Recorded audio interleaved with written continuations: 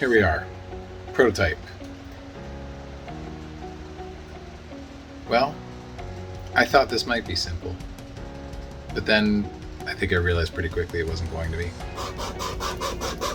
When I bought a potentiometer, I didn't get a normal one, somehow I ended up getting a 6-pin instead of a 3-pin. We're gonna have this thing have all of the meat in it that's gonna be our filling for our dumplings. So I'm gonna take some tape.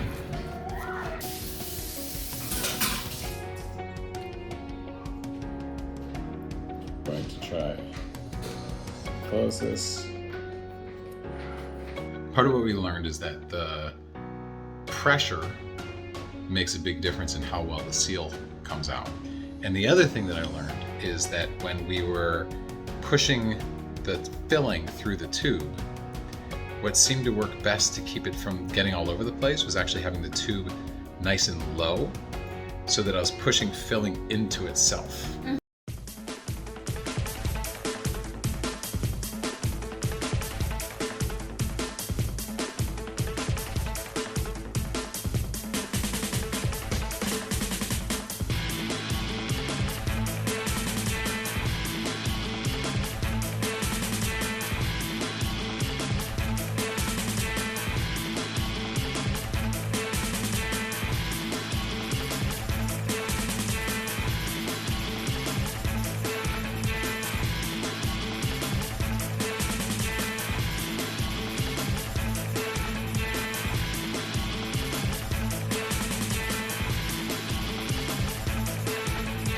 And now I think I have something that we can actually test.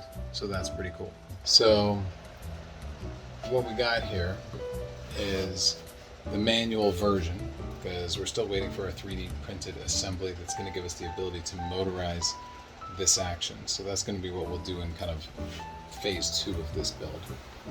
But for now, what we have is I had to secure the corners with string here and do that so that I can get the right angle on this. But if we see down here, we have the pump going right down to the dumpling holder that's on the Lazy Susan spinner, so we can have multiple stations. We haven't got those multiple stations yet. We're going to test with just this one for the prototype. And in here we have some stability on this, and that I can lift this up and close it, bring it down, and it's not going to move too much. We're doing that with a magnet on both ends and some grooves in the wood. Again, all of which we could definitely do better with a little bit more time. I think we need some stronger magnets for sure. I think we have just some good strong magnets that might be all we need, but the grooves do help. And the grooves were from the circular wood saw, which, or circular cutter for the drill, which is not easy to use without any kind of a vise, especially when you use a dog toy to try and keep it stable and give yourself enough room so you don't drill through a piece of furniture. I don't recommend it, but it did work for the moment to give us some grooves. So now we're going to give it a test, see what happens. We have it lined up. We're going to just give it a press and see what happens down here.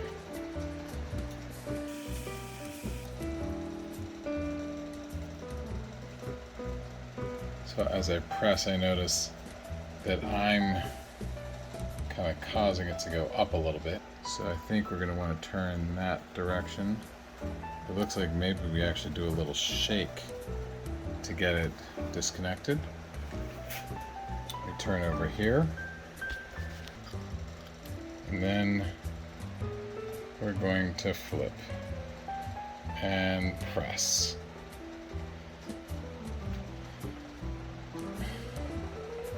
And come up. And that worked pretty well. I was able to do it one-handed, and check it out. I've got a dumpling. Looks pretty good. I think in reality, this will actually work better when it is more automated.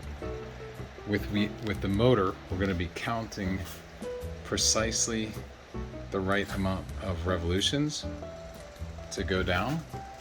So we'll know exactly how much to press to be able to get the right amount of filling, so that we don't get overfilling like we saw here. That'll make it close better.